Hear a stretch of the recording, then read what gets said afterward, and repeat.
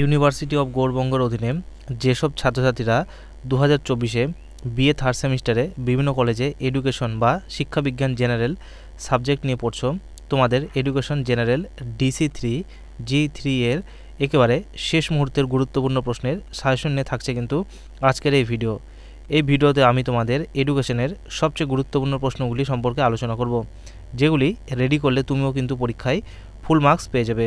তাই ভিডিওটি তোমরা প্রথম থেকে শেষ পর্যন্ত গুরুত্ব সহকারে দেখবে।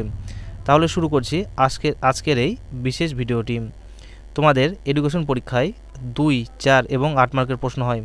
পরীক্ষায় 2 মার্কের প্রশ্ন থাকবে 6টি, কিন্তু লিখতে হবে 4টি। একইভাবে 4 মার্কেরও প্রশ্ন থাকবে 6টি, কিন্তু লিখতে হবে 4টি প্রশ্ন। আর 8 মার্কের প্রশ্ন থাকে 2টি, এখানে তোমাদের লিখতে হবে যে কোনো একটি প্রশ্ন। প্রথমে আমরা দেখে নেব 2 মার্কের কিছু গুরুত্বপূর্ণ প্রশ্ন। প্রথম প্রশ্ন, সামাজিক পরিবর্তনের বিভিন্ন উপাদানগুলির নাম লেখো। এরপরের প্রশ্ন রয়েছে সামাজিক পরিবর্তন কয় প্রকার ও কি কি, এর শর্তগুলি লেখো। পরের প্রশ্ন, সংস্কৃতির সংজ্ঞা দাও। এরপরের প্রশ্ন, সংস্কৃতির বাস্তব ও মানসিক উপাদান কাকে বলে। এরপরের প্রশ্ন রয়েছে লোকাচার কাকে বলে, এর ব্যুৎপত্তিগত অর্থ লেখো। এরপরের প্রশ্ন রয়েছে উপসংস্কৃতি কাকে বলে। এরপরে যে প্রশ্নটি রয়েছে সেটি হলো শিক্ষাশ্রয়ী সমাজবিদ্যা কাকে বলে। এরপরের প্রশ্ন, সামাজিক গোষ্ঠী কাকে বলে, এটি কিভাবে সৃষ্টি হয়। এরপরের প্রশ্ন রয়েছে প্রাথমিক গোষ্ঠী কাকে বলে। এরপরের প্রশ্ন রয়েছে গৌণ গোষ্ঠী বা মাধ্যমিক গোষ্ঠী কাকে বলে, উদাহরণ দাও। এরপরের প্রশ্ন রয়েছে স্থায়ী ও অস্থায়ী গোষ্ঠী কাকে বলে, এর উদাহরণ দাও। এরপরের প্রশ্ন রয়েছে বিধিবদ্ধ গোষ্ঠী কাকে বলে, উদাহরণ দাও। এরপরের প্রশ্ন রয়েছে নির্দেশক গোষ্ঠী কাকে বলে। এরপরের প্রশ্ন রয়েছে গোষ্ঠীর গতিশীলতা কী বা কাকে বলে। এরপরের প্রশ্ন রয়েছে শিক্ষাক্ষেত্রে প্রযুক্তির 2টি কাজ উল্লেখ করো। এরপরের প্রশ্ন রয়েছে শিক্ষার সমাজবিজ্ঞানের সংজ্ঞা দাও। এরপরের প্রশ্ন, সামাজিক বিলম্বন কী। এরপরের প্রশ্ন রয়েছে প্রান্তীয় সামাজিক গোষ্ঠী কী। তো এবারে আমরা দেখে নেব তোমাদের কিছু 4 মার্কের গুরুত্বপূর্ণ প্রশ্ন। প্রথম প্রশ্ন হলো শিক্ষা ও সমাজবিদ্যার মধ্যে সম্পর্ক আলোচনা করো, ভেরি ইম্পর্টেন্ট কোশ্চেন।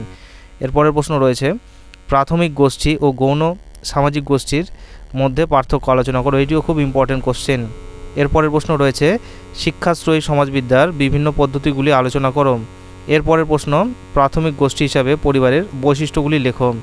এরপরের প্রশ্ন, ব্যক্তি জীবন ও সমাজ জীবনে সংস্কৃতির ভূমিকা লেখো। এরপরের প্রশ্ন রয়েছে সংস্কৃতির বিভিন্ন উপাদানগুলি কী কী।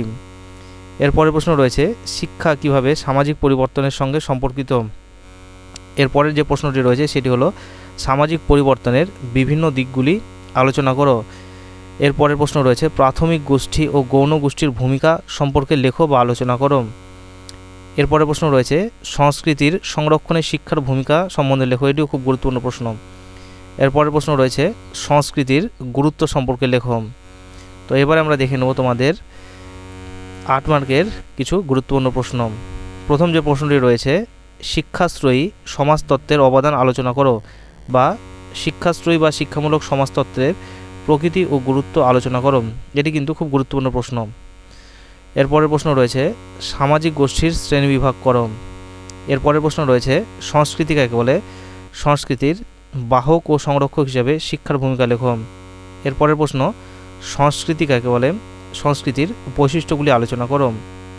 5 নম্বর প্রশ্ন রয়েছে সেটি হলো সামাজিক পরিবর্তনের কারণগুলি আলোচনা করো, সামাজিক পরিবর্তনের মাধ্যম হিসেবে শিক্ষার ভূমিকা লেখো। তাহলে এই ছিল তোমাদের বিএ থার্ড সেমিস্টারের এডুকেশন জেনারেল DC3 G3 এর সাজেশন।